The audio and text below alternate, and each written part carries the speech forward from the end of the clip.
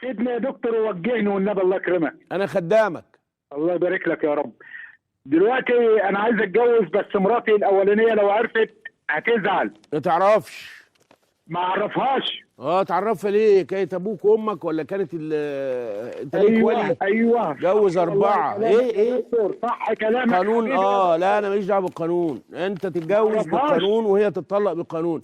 يا محمد اسمعني الاول. الله سيبها عشان العيال. بتقول ايه؟ سيبها عشان العيال. اسمع بس، اسمع يا محمد، انت بتشغل شغلانه جامده قوي وتاجر بتكسب كل يوم 10000 جنيه.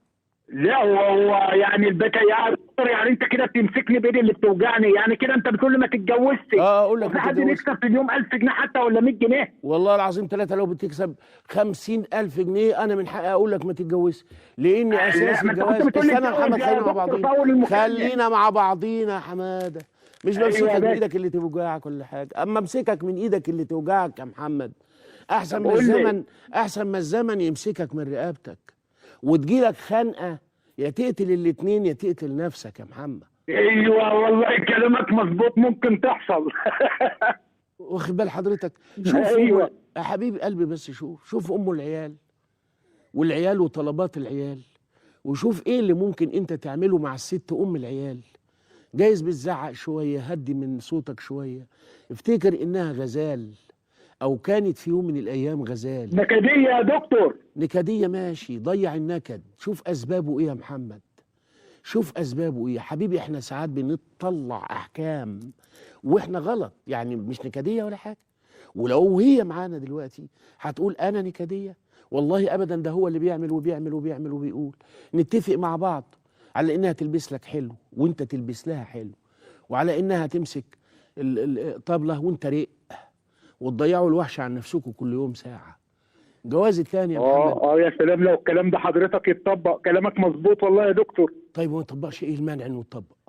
ما المجتمع كله مش انت. استنى يا محمد، انا ادعو واسال الله تبارك وتعالى ان اجد قلوبا تسمعني، مش ودان.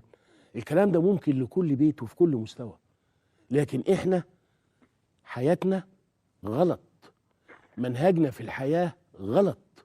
احنا صناع نكد، والنكد كان بيجي زمان يا محمد يقف على ابواب المسلمين وينتهز الفرصه ويدخل سرقه.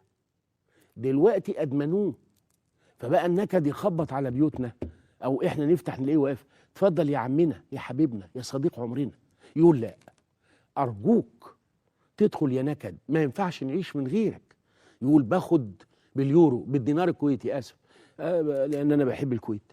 فعايز اقول لك، شوف، اصلح، وربنا قال كده واصلحنا له زوجه. ولا تقدم على خطوه هتظلم فيها بني ادمه جديده. البنات برضو عايزه تتجوز وخايفه من شبح العنوسه.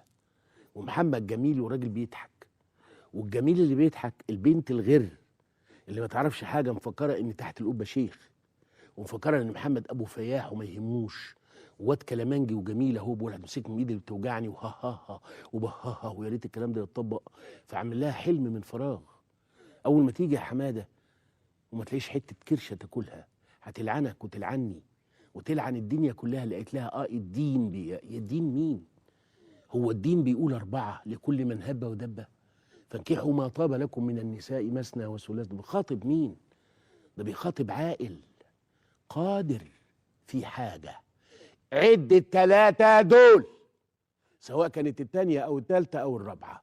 والله يرحمه ابو حنيفه له كلمه اغلى من الذهب عندي، قال: ومن لم يعدل مع واحده فليس له ان يتزوج اصلا.